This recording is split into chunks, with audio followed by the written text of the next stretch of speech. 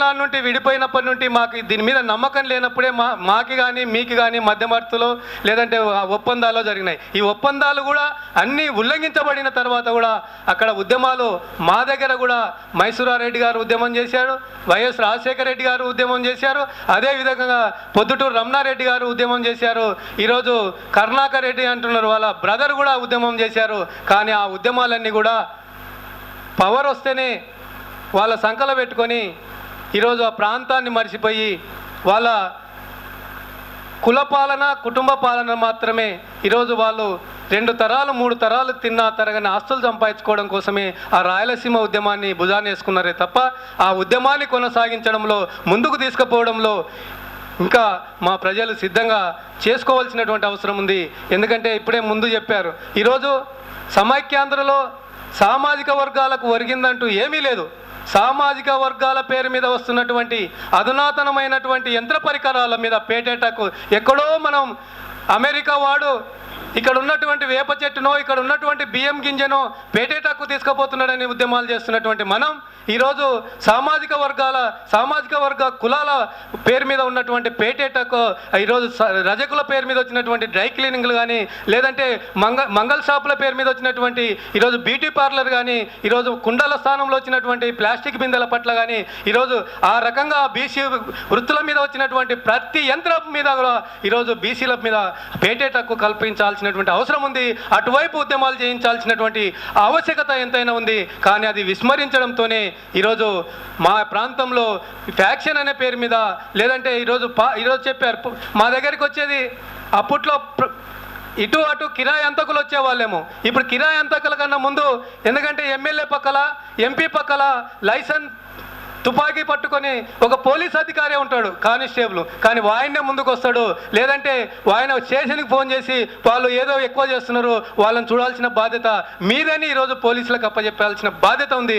అంతకుముందు కిరాయి అంతకులు లేదంటే ప్రైవేట్ సైన్యాల్లో ఉండేటివి, ఇప్పుడు ప్రైవేట్ సైన్యాలు లేవు, కిరాయి అంతకులు ఈరోజు మారడం జరిగింది. కాబట్టి అలాంటి చైతన్యాన్ని మనం కూడా తీసుకోవాల్సినటువంటి అవసరం ఉంది. ఈరోజు వస్తున్నటువంటి ఈ సామాజిక ఉద్యమం పేరు మీద సీమాంధ్రలో జరుగుతున్నటువంటి ఉద్యమం ఇది ఒక వంక వచ్చినటువంటి పరిస్థితి. వంక అనేది స్పీడ్గా వస్తుంది, స్పీడ్గా కూడా తగ్గుతుంది. లేదంటే ఒక కింద మంట పెట్టినప్పుడు ఒక పొంగు వస్తే మంట తీసేస్తే ఎట్లా పొంగు తగ్గుతుందో ఆ రకంగానే ఈరోజు సీమాంధ్ర ఉద్యమానికి కూడా ఒక మందుని మేము కూడా కనుక్కోవాల్సినటువంటి అవసరం ఉంది. ఆ దిశలో కనుక్కున్నప్పుడు ఆ ఉద్యమం కానీ ఆ ఆలోచన కానీ ఈరోజు సామాన్య ప్రజలు వాళ్ళ వైపున ర్యాలీ అవుతున్నటువంటి పరిస్థితి. ఈరోజు ఇక్కడ మేము ఎన్నోసార్లు ఉద్యమాలు చూసాం. విద్యార్థి సంఘాలు స్కూళ్ళ దగ్గరికి కాలేజీల దగ్గరికి పోతాయి, అది మీకు తెలుసు మాకు తెలుసు. కానీ ఈరోజు ప్రైవేట్ స్కూళ్ళ యాజమాన్యాల పేరు మీద మా దగ్గర ఒక కొత్త తరహాలో ఉద్యమాలు జరుగుతున్నాయి. వాళ్ళు ఏనాడు కూడా ఫ్రీ ఎడ్యుకేషన్ ఇవ్వలే, ఈరోజు ఏనాడు కూడా పేదోన్ని దగ్గరికి తీసుకెళ్ళే, ఏనాడు కూడా చేయనటువంటి వాళ్ళు ఈరోజు సమైక్యాంధ్ర కావాలని కోరుకుంటున్నారు. మా దగ్గర దాదాపు సమైక్యాంధ్ర కోరుకునేటువంటి వాళ్ళ లిస్టు కూడా మేము తీస్తున్నాం. వాళ్ళందరూ కూడా కోస్తా నుంటే ఇక్కడ మన దగ్గరికి ఎక్కువ మంది వలసల పేరు మీద ఈరోజు మా రాయలసీమలో ఎర్ర బస్సు లేని గ్రామాలు దాదాపు మా కర్నూలు జిల్లాలోనే 80 గ్రామాలు ఉన్నాయని ఈ మధ్యలో ఒక పత్రిక రాసింది ఈ సర్పంచ్ ఎన్నికలకు ముందు. కానీ హైదరాబాద్, విజయవాడ, రాజమండ్రి, కర్నూలు మీదుగా రాయచూరు, బళ్ళారి, చిందనూరు మీదుగా దాదాపు ఎప్పుడు ఒక 20-25 సంవత్సరాల నుండి బస్సు సౌకర్యం ఉంది. వాళ్ళకి ఎందుకు ఉందండి? అక్కడంతా కూడా సెటిలర్స్. మా దగ్గర వలసలు పోతారు. మా దగ్గర ఉండేది 4 నెలలు 5 నెలలే మా ఎక్కువ మంది ప్రజలు ఉండేది. ఈ మిగతా కాలం అంతా కూడా బిందె తల్లె పెట్టుకొని పనులు చేసుకోవడానికి పోతారు. పనులు చేసుకొని వచ్చి మళ్ళీ అదే రకంగా బిందె తల్లెతోనే వస్తారు. ఏదో సంపాదించుకునే డబ్బులు బొడి సంచులోనే తీసుకొని వచ్చుకొని బతుకుతారు. కానీ ఇక్కడ వీళ్ళు సెటిలర్స్ పేరు మీద వచ్చినటువంటి వాళ్ళు వీళ్ళకి సపరేట్ రవాణా, సపరేట్ ఆర్టీసీ ఉంది. కానీ మా దగ్గర ఇప్పటికీ గ్రామీణ ప్రాంతంలో ఎర్ర బస్సు లేదంటే మేము ఏ స్థితిలో ఉన్నామో మీరు అర్థం చేసుకోవాల్సినటువంటి అవసరం ఉంది. కాబట్టి మీ పరిస్థితులు మా పరిస్థితులు దగ్గరనే ఉన్నాయి. మీకన్నా ముందు మా దగ్గర రాజధాని 3 ఏళ్ళు ఉంది కాబట్టి వలసవాదులు ముందు మా దగ్గర తిష్ట వేసి మళ్ళీ మీ దగ్గరికి రావడం జరిగింది. కాబట్టి మూలాలు మా దగ్గర కూడా ఉన్నాయి, మీ దగ్గర ఉన్నాయి. మేము కలిసి ఎదుర్కోవాల్సినటువంటి అవసరం ఉంది. ఆ దిశలో ఉన్నప్పుడే ఎందుకంటే మా దగ్గర రాయలసీమ నుండి తరిమిల నాగిరెడ్డి భారతదేశంలో తాకట్ అనే ఒక పుస్తకం రాశాడు, తాకట్లో భారతదేశం. కానీ ఈరోజు తాకట్లో రాయలసీమను పెట్టారు. ఆ కోణానికి సంబంధించి మేము కూడా అన్ని శోధనలు ఈరోజు చేస్తున్నటువంటి పరిస్థితి. కాబట్టి మేము కలిసి ఖచ్చితంగా చిన్న రాష్ట్రాల ఏర్పాటుకి, చిన్న రాష్ట్రాల పాలన కోసం భుజం కలిపి ముందుకు పోదామని ఈ రాష్ట్ర కాంక్షని సెంట్రల్ ఏదైతే తీసుకుందో అది యుద్ధ ప్రాతిపదికన అమలు చేసి స్వేచ్ఛాగాలులు విదజిల్లాలని మేము కోరుకుంటున్నాం. ఆ దిశలో మేము పనిచేస్తామని కూడా తెలియజేసుకుంటున్నాం. శేషఫణి రాయలసీమ చిత్రాన్ని మీ ముందు కళ్ళ కట్టినట్టు ఉంచాడు. ఇక్కడికి తీసుకొచ్చారో రెండు అనుభవం ఉన్నటువంటి విషయాలు ఆ పోలికి చక్కగా చెప్పాడు. ఇంతటితో 3 ప్రాంతాల నుంచి సామాన్య ప్రజల యొక్క గొంతుని మీకు వినిపిస్తూ ఆ సామాన్య ప్రజల్ని సమన్వయపరుచుతూ మేము చేసుకుంటూ వస్తున్న కృషిని మీకు వివిధ కోణాల నుంచి వ్యక్తం చేయడం జరిగింది. ఈ వ్యక్తీకరణలో ఈ కోఆర్డినేట్ చేస్తూ ముందు నేను ఇంట్రడక్ట్ చేస్తూ మాట్లాడిన దాంట్లో మేము ఎక్కడ కూడా ఒక ప్రజాస్వామ్య దృక్పథంతో 3 ప్రాంతాలు ప్రజలు అభివృద్ధి చెందాలనే ఒక సదుద్దేశం తప్ప వేరే దురుద్దేశం లేదు. ఎక్కడన్నా మా ఎక్స్ప్రెషన్లో అలాంటి అపోహ ఎవరికైనా కలిగితే మాత్రం అది ఎక్స్ప్రెషన్ సమస్య కానీ మా మనోభావం సమస్య కాదని పెద్ద మనసుతో అర్థం చేసుకుంటారని మీకు విజ్ఞప్తి చేస్తూ మేము మాట్లాడిన విషయాల మీద మీకేం సందేహాలున్నా, ప్రశ్నలున్నా, వివరణలున్నా మాట్లాడొచ్చని చెప్తూ ఇంతవరకు మేము కోఆర్డినేట్ చేసి మా వైపు నుంచి రిపోర్ట్ చేసి ముగిస్తున్నాం. కొమ్మిడి నరసింహారెడ్డి.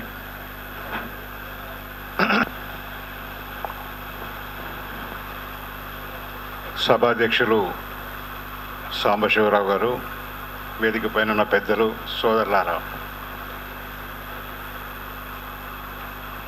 ఈరోజు చర్చ తెలంగాణ, రాయలసీమ, ఆంధ్ర రాష్ట్రాల ఏర్పాటు, సామాజిక న్యాయం, అంటే సామాజిక తెలంగాణ ఏర్పాటు చేయాలని. దాంట్లో మేము ఎవరిని అపార్థం చేసుకున్నది ఏం లేదు, ఎవరిని ఏమన్నది లేదు. ముఖ్యంగా అధ్యక్షుల వారిని, ఈ సమావేశానికి అధ్యక్షుల వారిని కూడా ఏదో చేయాలని కాదు, అనాలని కాదు. కాకపోతే ఏమంటే వారు కొన్ని 2-3 మాటలు 2-3 సార్లు చాలాసార్లు రిపీట్ చేయటం వల్ల వచ్చింది. అందులో ఏంటంటే పుంటి కూర, గోంగూర ఇట్లాంటి మాటలతోటి అక్కడ రెచ్చిపోతున్నారు అనే విధంగా వారు మాట్లాడటంతో కొంత మేము హర్ట్ కావటం జరిగింది. వాస్తవంగా ఏంటంటే నేను రెండు విషయాల మీద మాట్లాడదలుచుకున్నా. ఒకటి, ఈ తెలంగాణ మూవ్మెంట్ ఎక్కడి నుంచి మొదలైంది. మా దగ్గర ముల్కీ రూల్స్ అనేది స్వతంత్రం వచ్చినాక కాదు, స్వతంత్రం రాకపూర్వమే నైజాము కాలంలోనే ఇక్కడ ఉద్యోగులకు బయటి నుంచి మైగ్రేషన్ చేసిన వాళ్ళని తీసుకొచ్చి ఉద్యోగాలు ఇస్తున్నారని ఇక్కడ పెద్ద ఉద్యమం జరిగితే 20 నుంచి 30 మధ్యన జరిగిన ఉద్యమంలో అప్పుడు ఆ రోజుల్లో నేను అనుకుంటా 33లో ముల్కీ రూల్స్ అన్నది ఒకటి పెట్టారు. ఆ ముల్కీ రూల్స్ ఏంటంటే కనీసం ఇక్కడ 4 సంవత్సరాలు రెసిడెన్స్ ఇక్కడ నివాసం ఉంటే తప్ప ఉద్యోగాలలో చేరడానికి వీలు లేదు అన్నది అప్పుడు నైజాం కాలంలో పెట్టారు.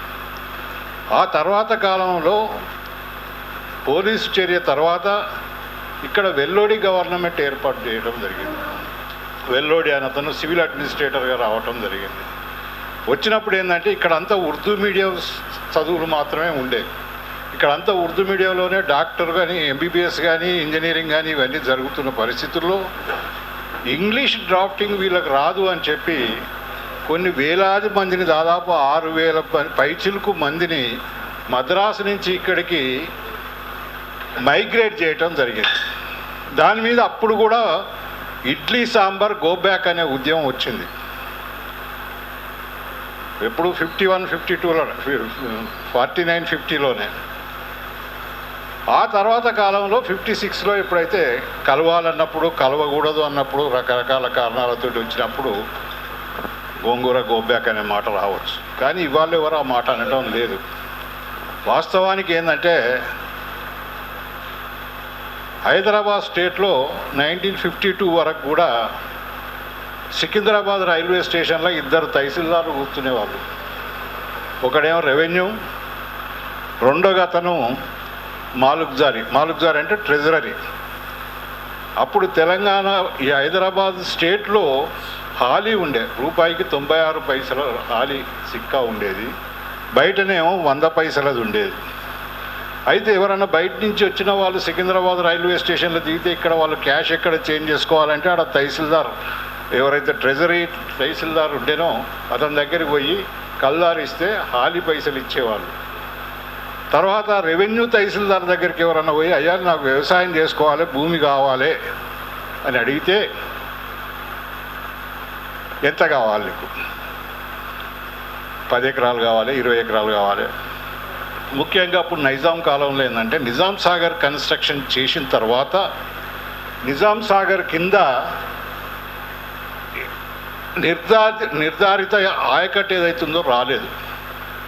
రాకపోవడంతో గవర్నమెంట్కు రెవెన్యూ రావటం లేదు. ఎందుకు అని అంటే ఇక్కడ ప్రజల దగ్గర పెట్టుబడి లేదు. సామాన్య మీరు అన్నట్టు ఇప్పుడు మన మల్లన్న గారు అన్నట్టు వీళ్ళు అన్నట్టు కొంతమంది దొరలు భూస్వాముల దగ్గర సంపద కేంద్రీకృతం అయి ఉన్నది వాస్తవమే, కానీ సామాన్య ప్రజల దగ్గర పైసలు లేకుండే.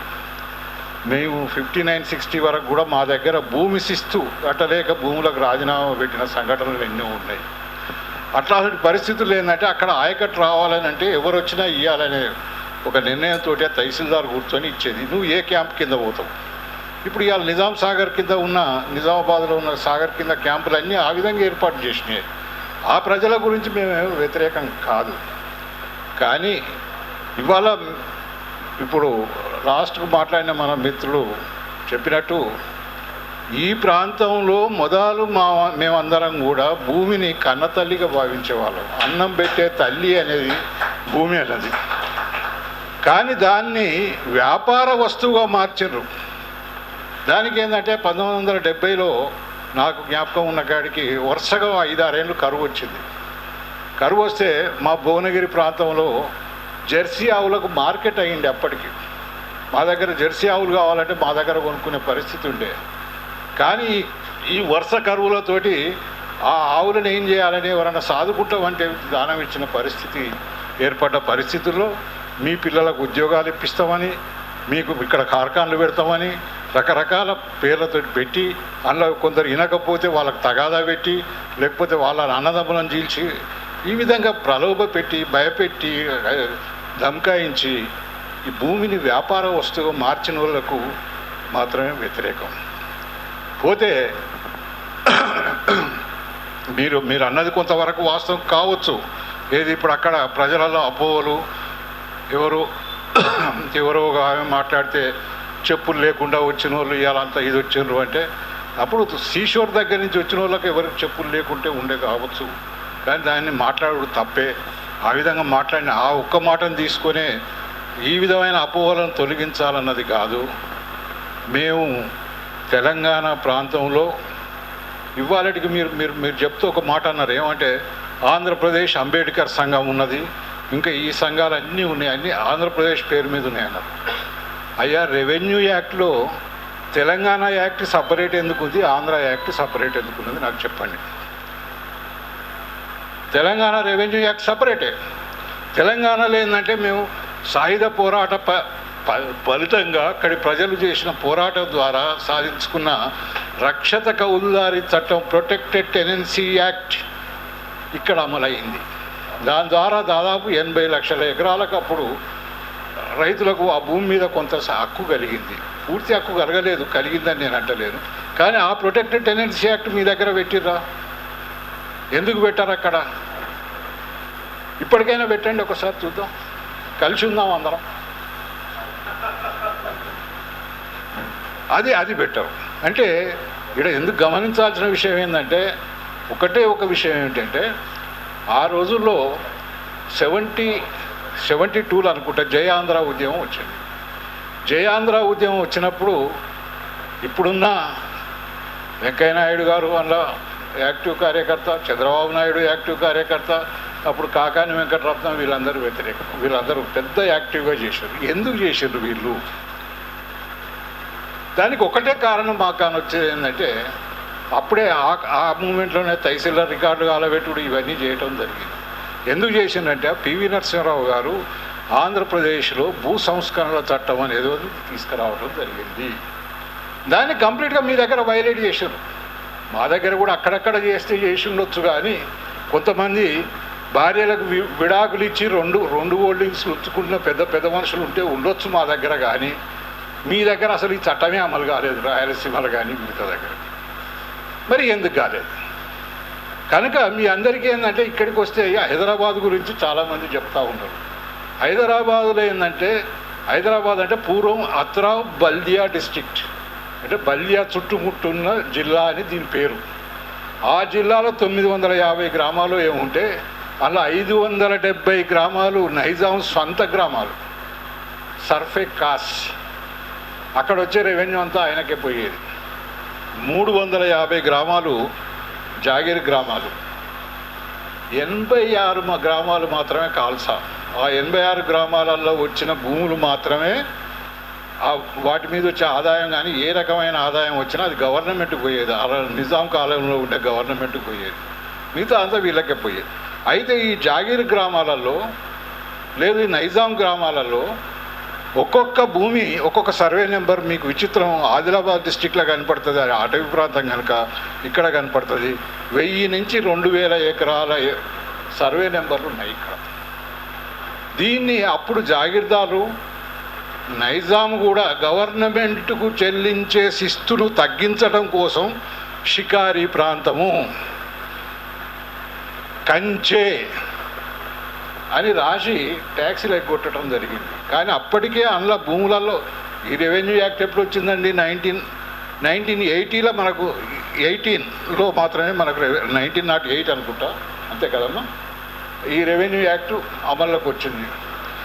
ఆ వచ్చిన తర్వాత అంతకుముందే 100 సంవత్సరాల నుంచి కాస్ట్ చేసుకుంటున్న రైతులు ఉన్నప్పటికీ వీళ్ళు ఈ విధంగా రాయటం వల్ల ఈ భూములన్నీ తర్వాత ఇక్కడ లక్షలాది ఎకరాలు ఏంటంటే వక్ఫ్ భూములు ఉండే, అంటే దేవాదాయ భూములు. ఆ దేవాదాయ భూములకు కూడా ఏం చేసిండ్రు? తక్రార్ అంటే వివాదంలో ఉన్నది అని చెప్పి రాసిన కొంతమంది నవాబులు అప్పుడు ఆ రోజుల్లో పాకిస్తాన్కి వెళ్ళిపోవటం కానీ ఈ విధంగా వారసత్వ తగాదాలు కానీ వీటన్నిటి వల్ల తక్రార్ అని చెప్పి ఉండేది. తక్రార్కు ఒక నుక్తా తీసి, నుక్తా అంటే డాట్ అంటాం మనం ఇప్పుడు. ఆ డాట్ని తీసి మీద ఉన్న డాట్ని తీసి కింద పెడితే సర్కార్ అవుతుంది, తక్రారు పోయి సర్కారీ అవుతుంది. ఆ విధంగా అమ్మ మీకు తెలిసి ఉండాలి బాగా, ఉర్దూ కాదు జనరల్గా. ఆ విధంగా లక్షల ఎకరాల భూమి ఈ హైదరాబాద్ చుట్టుముట్టు ఉన్న భూములే చట్టానికి వ్యతిరేకంగా చట్టాన్ని వైలేట్ చేసి ఆక్రమించిన వాళ్ళు మాత్రమే ఇవాళ సమైక్య ఉద్యమం అని చెప్పి అంటూ ఉన్నారు. సామాన్య ప్రజలు అంటారని నేను అనుకుంటలేను. అక్కడ కూడా సామాన్య ప్రజలకు మేమంతా సంఘీభావం ఉన్నది. అధ్యక్షుల వారు మాట అన్నారు, ఇక్కడ డెవలప్మెంట్ మోడల్, ఇక్కడ కరెంట్ ఎక్కువ కావాలని. అయ్యా నాకు తెలుసు, ఒక కృష్ణా డిస్టిక్లో లిఫ్ట్ ఇరిగేషన్ కింద, పారుగడి కాదు ప్రాజెక్ట్ కింద కాకుండా లిఫ్ట్ ఇరిగేషన్ కిందనే మేము 1997-98 ఆ ప్రాంతంలో పోయినప్పుడు, 2001-2లో పోయినట్టు ఒకసారి పోయినప్పుడు అక్కడ చెప్పిన దాన్ని బట్టి దాదాపు ఒక కృష్ణా డిస్ట్రిక్ట్నే 4 లక్షల ఎకరాల భూమి లిఫ్ట్ ఇరిగేషన్ కింద ఉన్నది. దానికి మా కరెంటు బిల్లులు మాఫ్ చేయాలని ఆ రోజు వాళ్ళ సదస్సులో మాట్లాడి, 4 లక్షల ఎకరాలంటే మా దగ్గర దాదాపు 2 లక్షల బావుల కిందికి లెక్క. మా బావి కింద ఏ బావి కింద కూడా 1-2 ఎకరాల కంటే ఎక్కువ వారేది ఉండదు. అక్కడ వినియోగం అక్కడనే ఎక్కువ ఉన్నది, పారుగడ ఎక్కడనే ఉన్నది, వినియోగం అక్కడనే ఉన్నది. కనుక ఇదైంది. ఇది కాకుండా నిన్న ఇవాళ ఉద్యోగస్తులు ఎందుకు ముందుకు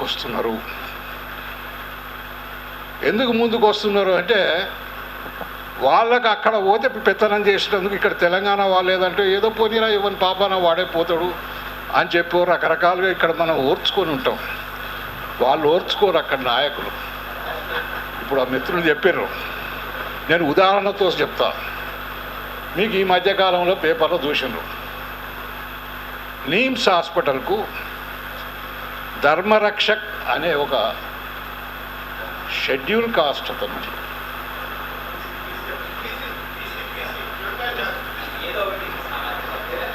నో ఈ బిలాంగ్స్ టు షెడ్యూల్ కాస్టే ఆఫ్ కోర్స్ రైట్. వాళ్ళు సీమాంధ్ర ప్రాంతం అనుకుని చెప్పబడే చిత్తూరు జిల్లాకు చెందిన మన పిట్టెల దొర ఉన్నాడు కదా, పిట్టెల దొర మీకు తెలుసు కదా, ముఖ్యమంత్రి గారు, ఇప్పటి ముఖ్యమంత్రి కిరణ్ కుమార్ రెడ్డి గారు, తర్వాత దానికి సంబంధించిన మంత్రి కొండ్రు మురళి, వీళ్లకు 3 కోట్ల రూపాయలు ఇచ్చి ఆ డైరెక్టర్షిప్ తీసుకోవటం జరిగింది. మరి 3 కోట్లు ఇచ్చినాక ఆయన సంపాదించుకోవాలి కదండి. దానికి ఆయన ఏదో 100 కోట్లు ఇస్తే 100 కోట్లలో ఏదో టేబుళ్ళు కుర్చీలు 40కి దొరికేది 80కి ఉన్నాయట. కొంటే దాని మీద పేపర్లలో వచ్చింది, స్టేషన్ అది కోర్టుకు పోయింది, ఇదంతా అయ్యింది. అయినప్పటికీ ఏప్రిల్ 23వ తారీఖు, మొన్నటి ఏప్రిల్ 23వ తారీఖు నాడు ఆయన ప్రెస్ కాన్ఫరెన్స్ పెట్టి along with his team, entire టీంను కూర్చుండబెట్టి, నేను పర్చేజ్ చేసింది నేను సొంత నిర్ణయాలతోటి ఏమి చేయలేదు, ఇవన్నీ మంత్రి గారు చెప్తేనే కొన్నాము అని చెప్పి స్పష్టంగా పత్రికలలో ఆయన స్టేట్మెంట్ ఇవ్వటం జరిగింది. ఇయాలిటిగా మంత్రి మీద ఎంక్వైరీ చేసేందుకు భయమేనండి. ఈవెన్ వాళ్ళు రాయలసీమతోనే, ధర్మరక్షకు కూడా రాయలసీమ వాడే, కానీ అయినా అక్కడి నాయకుని మీద పెత్తనం చేసేందుకు అతనికి తిరుగుబాటు చేసే ధైర్యం దమ్ము వాళ్ళకు లేదు. కనుక ఆయన ఆఖరికి వస్తే ఏంటంటే రాజీనామా పెట్టి పాపం ఇంటికి వెళ్ళిపోవాల్సిన పరిస్థితి వచ్చింది.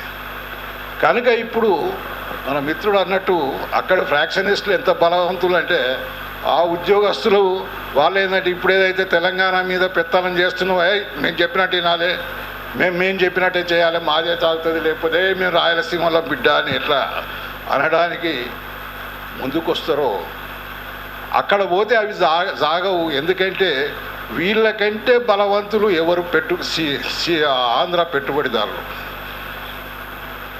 పెత్తందారి పెట్టుబడిదారులు, వాళ్ళు బలవంతులు కనుక అక్కడ మా పెత్తనం జరగదని చెప్పి ఇప్పుడు ఈ ఉద్యమాలన్నీ జరుగుతూ ఉన్నాయి.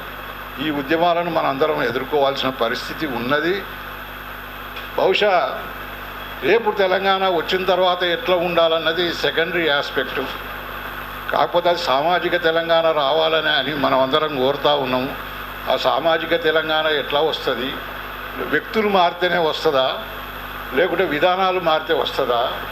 లేదు, ఇప్పుడు ఈ ప్రపంచ బ్యాంకు లిబరలైజేషన్ ఎల్పిజి వచ్చిన తర్వాత వస్తున్న విధ్వంసక చర్యల వల్ల వస్తుందా? ఇవాళ ఏం మిగిలినాయండి? ఏం మిగిలలేదు. ఇప్పుడు ఆఖరికి బిఎస్ఎన్ఎల్ కూడా ప్రైవేటుకు పోతుంది, రైల్వే కూడా దాదాపు మెల్లమెల్లగా అటు దిక్కు అడుగులేస్తూ ఉంది, సిమెంట్ కార్పొరేషన్లు పోయినాయి. ఐడిపిఎల్ అండి, మందుల పరిశ్రమ ప్రాణాంతిక మందులు ఎప్పుడు కూడా 10-20 పైసలకు ఒక ట్యాబ్లెట్ దొరికేది, ఇవాళ 5 రూపాయలు 10 రూపాయలు పెట్టి మనం కొనుక్కుంటా ఉన్నాం ఐడిపిఎల్స్. ఈ విధంగా పబ్లిక్ సెక్టార్ అంతా పోవటం వల్ల ఇవాళ మన పరిస్థితి చాలా దిగజారిపోయిన పరిస్థితి ఉంది. వీటన్నిటి మీద ఆలోచించి చేసే వ్యవస్థను, రాజకీయ వ్యవస్థను మనం నిర్మించుకోవాలి. నాకు తెలుసు, నాకు మా చిన్నతనంలో ఇక్కడ సామాజికంగా రుగ్మతలను చెడగొట్టడం, అది ఎదిరించడానికి స్టేజ్ మ్యారేజెస్ అని చేసేవాళ్ళు. ఆరుట రామచంద్రారెడ్డి గారిని అరెస్ట్ చేసిన తర్వాత మిలిటరీ అతను, మీరు దొంగలను అని దొంగ లెక్కలు రాసినావు అంటే, నేను ఏడ దొంగ లెక్క రాసిన అన్నాడు. అంటే కేఆర్ సుశీల పెళ్లి అయితే 3 రూపాయలు ఖర్చు రాసినావు, 3 రూపాయల పెళ్లి ఎట్లా చేసినావు అంటే, మాకు పెళ్లికి ఖర్చు మాకెందుకు అవుతుందండి, మాకు ఒక్క పైసా కూడా పెళ్లికి ఖర్చు కాదు, మేము పోతాం ఆ ఊర్లో ఉండేబడే చెట్లకే ఇన్ని పూలు తెచ్చి 2 పూలదండలు తయారు చేసి, పూలదండలు మార్పిచ్చి వాళ్ళతోటి ప్రమాణపత్రం ఎవరన్నా ఒక నాయకుడు చదివిస్తాడు. నువ్వు భోజనాలు పెట్టవా అంటే, మేము భోజనాలు ఒక్కరింట్లో పెట్టమండి, మా అభిమానులు ఉంటే మనిషి 2-3 తీసుకుపోయి పెడతారు. ఆ ఊర్లో ఆ 3 రూపాయల ఖర్చు కూడా ఎందుకు వచ్చిందంటే, ఆ ఊర్లో కేఆర్ సుశీల్ అని, కేఆర్ అంటే 4 సార్లు ఎమ్మెల్యే అయ్యిండు మా దగ్గర నుంచి, రావణపేట నుంచి. ఆయన పెళ్ళికి 3 రూపాయలు ఖర్చు ఎందుకు అయ్యిందంటే, ఆ ఊర్లో ఒక మిఠాయి కొట్టు ఉన్నది.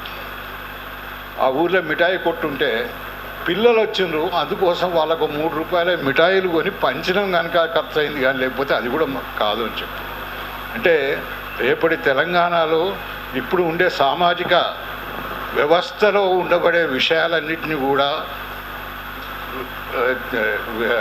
నిర్ధారించి వాటికి వ్యతిరేకంగా ఏ విధమైన సామాజిక తెలంగాణ సాధించాలనే వ్యవస్థను నిర్మించడానికి మనం ఏదైనా ప్రయత్నం చేయగలిగితే బాగుంటుందని చెప్పి మనవి చేస్తూ, ఈ అవకాశం ఇచ్చినందుకు అధ్యక్షుల వారికి మీ అందరికీ ధన్యవాదాలు తెలుపుతా ఉన్నాను. మరొకసారి పెద్దలు సాంబశివరావు గారికి, ఊసా గారికి నేను వారి మీద వ్యక్తిగతంగా ద్వేషంతో